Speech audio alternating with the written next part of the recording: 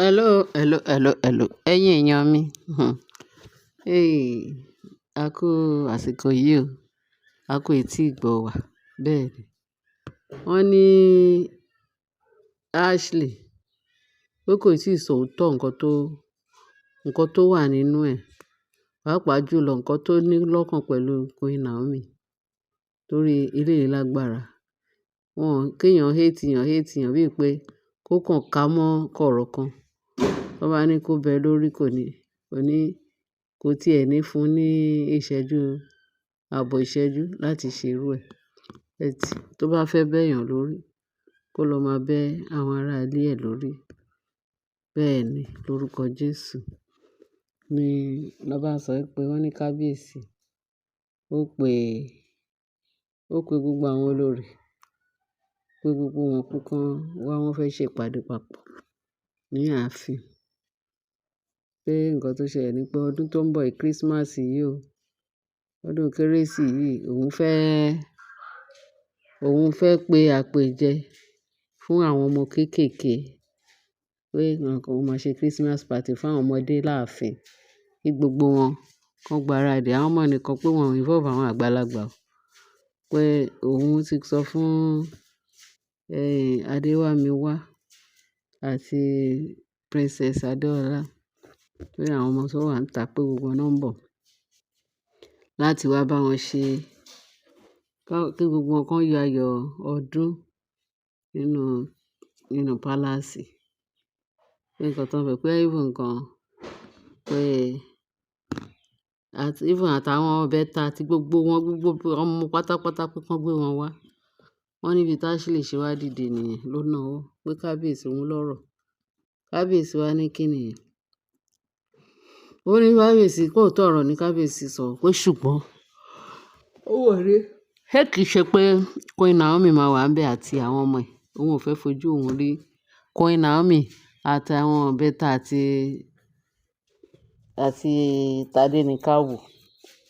Pé tí wọ́n bá ti wá, pé òun á wá. Pé ṣùgbọ́n tí wọ́n bá ti wá, torí kábíyèsí pé tó bá jẹ́ pé ó fẹ́ kó àwọn ọmọ yẹn wá dandan àti Queen Naomi pé kán count òun out pé òun ò ní attend. Ó ní torí bóun ṣe wà yìí, òun ò fẹ́ nǹkan tí ó máa pa òun àti Queen Naomi papọ̀. Pé títorí ẹ̀ náà tó tọ́kọ̀ pé ó fẹ́ ká àwọn ọmọ ẹ̀ wá. Òun ò tiẹ̀ fẹ́ fojú rí wọn. Nítorí náà wọ́n count òun out. Wọ́n ní kábíyèsí wá ń béèrè lọ́wọ́ kábíyèsí pé by the way kí kábíyèsí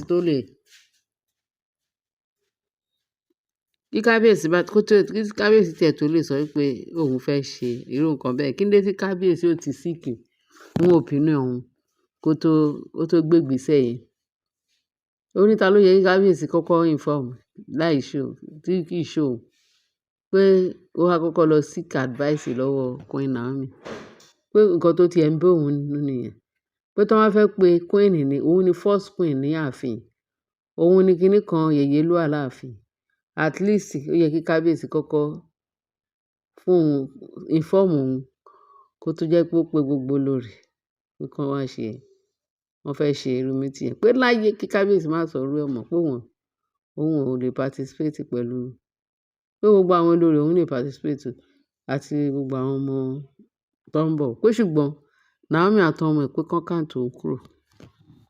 Pé òun ò ṣe. Òun ò mọ̀.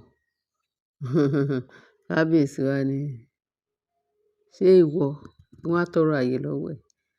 Àbí kí n tún wá pàṣẹ, kí n wá tọrọ ìpàṣẹ lọ́wọ́ ẹ̀ kémi tó pàṣẹ? Pé ṣé o rí bó ṣe wà yìí? Òun kàn jẹ́ ẹnìkan tí ó máa ń kó àwọn èèyàn mọ́ra, kó àwọn ọmọ mọ́ra, kó gbogbo ẹ̀mí. Ìwọ ni mo fẹ́ ṣe fún ni. Ṣèbí èmi mo sọ wípé mo fẹ́ ṣe. Ṣé ó need kémi àti ẹ̀ jókòó ká wá máa sọ wípé a fẹ́ ṣe party fún àwọn ọmọ? Pé tí ẹ̀ gbọ́ náà, ṣé ọdún tìẹ ni? Ọdún yìí ọdún Naomi ni. Kérésìmesì. Àbó mọ̀ tún mọ̀ pé wọ́n ń ṣe Kérésìmesì. Ìwọ ní kán count ẹ out. Lọ máa ṣe ọdún tìẹ. Tí ìwọ bá fẹ́ ṣe ọdún tìẹ, má pe Naomi. Bẹ́ẹ̀ tí Naomi fẹ́ ṣe ọdún tìẹ, ìwọ náà máa wá. Tó bá wá, ó tiẹ̀ pay wá. A ti ẹ̀ fẹ́ ẹ. Ah, wọ́n ní kábíyèsí sọ pé kó máa lọ, òun ò ní ìdí ẹ̀. Àwọn gan ò ní ìdí ẹ̀. Ṣùgbọ́n pé kóun wá pàṣẹ, kóun wá gba àṣẹ lẹ́nu ẹ̀, kóun tó sọ nǹkan tóun fẹ́ ṣe fún àwọn ọmọ òun, pé ó ti ṣì. Pé òun lẹ ti gbọ́ yẹn. Ẹni tó bá hùn kó dúró. Ẹni tó bá dẹ̀ hùn kó má dúró. Pé bóun ó má dàbí pé bóyá òun carry àwọn kan along. Kò carry àwọn kan along. Pé nítorí ẹ̀ ló ń ṣe sọ̀rọ̀ yìí. Pé kí gbogbo yín kẹ́ péjọ. Pé ṣùgbọ́n ìgbà tó sọ pé nǹkan tẹ́lẹ̀, ṣé o mọ̀ pé nǹkan rẹ̀ ò kí ń wùn ẹ̀. Torí ẹ̀, kò fọ́n dàgbé, kò parẹ́. Ah! Pé ṣé pé wọn ò ní lè ṣe, ìwọ sọ pé ò ní lè ṣe. Kò sí, ta ló fẹ́ ẹ láàfin tẹ́lẹ̀? Kí ló ń wá ṣe láàfin? Mo ti sọ fún ẹ pé kó kúrò láàfin. Ìwọ nìkan ni ó sọ pé ààfin hùn ẹ gbé. Tó bá dijọ́ yẹn, kó sá kúrò lebélebé pé òun tí ẹ̀ fẹ́ rí. Òun tí ẹ̀ fẹ́ rí fìrífìrí ẹ̀ láàfin. Pé torí náà, kò sáàyè. Ìdúró sí bẹ̀rù sí. Pé bí kábíyèsí ṣe dìde ni ẹ̀ pé òun ti sọ. Òun kàn ní kó òun inform everybody nǹkan tóun fẹ́ ṣe fún àwọn ọmọ òun.